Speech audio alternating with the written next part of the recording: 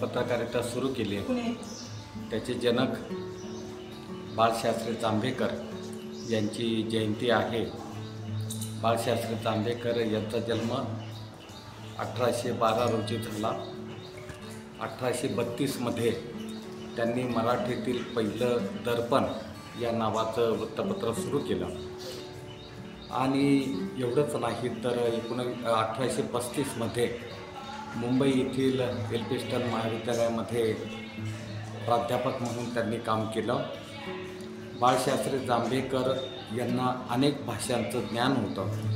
जवळजवळ 10 भाषा त्यांना येत होत्या आणि मराठी पत्रकारितेला एक दिशा देण्याचं काम त्यांनी केलेलं आहे। आज आपण या निमित्ताने त्यांचं स्मरण करू। लोकशाहीमध्ये पत्रकारितेला खूप महत्त्व आहे आणि आपण एवढीच इच्छा व्यक्त करूया की मराठी पत्रकारिता अतिशय चांगलं काम करेल आणि सर्वसामान्य माणसांचे जे प्रश्न आहेत ते मराठी वृत्तपत्रांमधून पत्रकारांनी मांडावेत, अशा प्रकारची एक इच्छा मी या प्रसंगी व्यक्त करतो।